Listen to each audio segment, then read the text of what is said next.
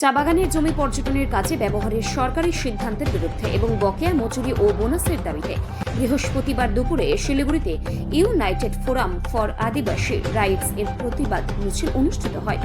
তরাই ও ডুয়ার্সের বিভিন্ন চা বাগানের শ্রমিকরা এই আন্দোলনে অংশগ্রহণ করে। এদিন সকাল থেকে চা শ্রমিকরা শিলিগুড়ির জলপাই মোড়ে জড়ো হতে শুরু করেন। পরে সেখান থেকে একটি বিশাল মিছিল আয়োজন করা হয়, যার গন্তব্য ছিল উত্তরকন্যা মারফত মুখ্যমন্ত্রীর উদ্দেশ্যে দাবি পেশ করা। মূলত সংগঠনের নেতৃত্বরা কি জানিয়েছেন শুনে নেব।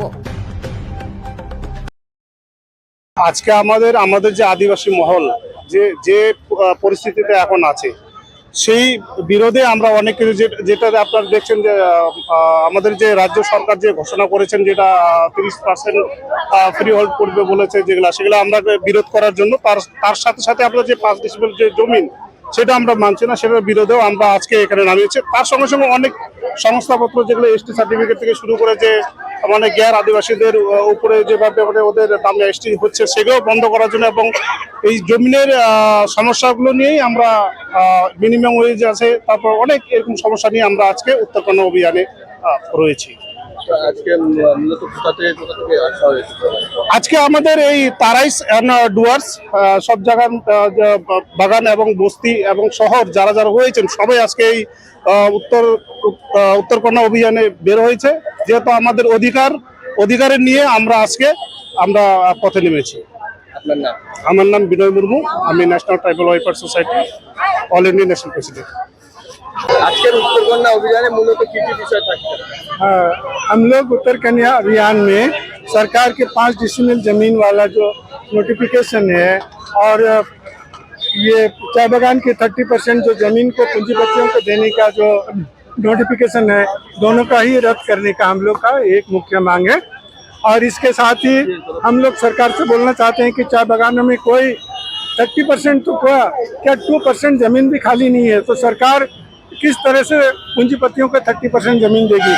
तो ऐसा लगता है कि टी टूरिज्म में जो चाय बागान के जो बस्ती है उसको शिफ्टिंग करने का जो प्रोविजन है, उसी प्रोविजन को लागू करने के लिए 15% से 30% किया गया है। हम उसका विरोध करने के लिए आए हैं और सरकार से हम यही मांग कर रहे हैं कि आप ये तमाम जो भी नोटिफिकेशन है जो बागानियारों के हित में नहीं है, जो हमारे हित में नहीं है, हम लोग यहाँ 150 साल से बसते आए हैं, आपने तो उसे हमारे जो अधिकार है उसको सम्मान कीजिए और हमारी जितना भी जमीन है उस जमीन का हमें खतियान दीजिए, ना कि हमें पट्टा दे के टेम्परेरी बसने के लिए कोई काम कीजिए। देखिए उसमें लिखा हुआ है कि टी गार्डन में जो रहने वाले हैं उसको 5 decimal only heritable and non transferable जमीन देने की बात की गई है। तो हम कहते हैं जब आप पूंजीपतियों को ट्रांसफरेबल जमीन आप देने के लिए नोटिफिकेशन निकाल रहे हैं, जो बांग्लादेश से आए हुए हैं शरणार्थियों को, उसको 19 में 70,000 लोगों को आपने बिना शर्त उनको फ्री होल्ड का जमीन का उनको आपने खतियान दिया, उनको पेपर दिया, तो आज हमारे साथ इस तरह की नाइंसाफी क्यों कर रहे हैं? हम लोग तो यहाँ 150 साल से हम लोग यहाँ बसे हुए हैं। हम लोग इस पूरे जो जंगल था उसको साफ किए, यहाँ इस्टेब्लिश किए टी इंडस्ट्री को। टी इंडस्ट्री से खरबों रुपये सरकार को टैक्स के रूप में मिला। यहाँ पे टी इंडस्ट्री से इंपोर्ट से फॉरेन करेंसी मिला।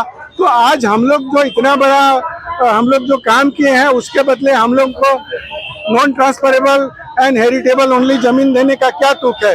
ये तो हमारे साथ ना इंसाफी है। हम जो इस देश के नागरिक हैं, मूलवासी हैं, हमारा मौलिक अधिकार है जमीन पाने का, सरकार उसको सम्मान करे।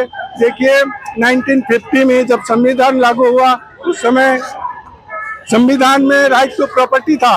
1953 में सरकार ने हमारा आदिवासी गांव को the West Bengal state acquisition act के अंतर्गत लेके बागान को दे दिया। उसका कोई कंपनसेशन भी हम लोग को नहीं मिला। तो वो जमीन अभी भी सरकार के पास नहीं गई है। अवैध रूप से सरकार ने उसको लिया है, अवैध रूप से उसको टी गार्डन को दिया है। आज उसी हमारे पूर्वजों की जमीन को हम लोग वापस मांग रहे हैं। जितना जमीन है हमारे पास, चाहे 1 डिसमिल हो चाहे 25 डिसमिल हो, सरकार हम लोग को दे और हमारा नागरिकता का सम्मान करे, सिटीजनशिप का। हम इसीलिए हम यहाँ पे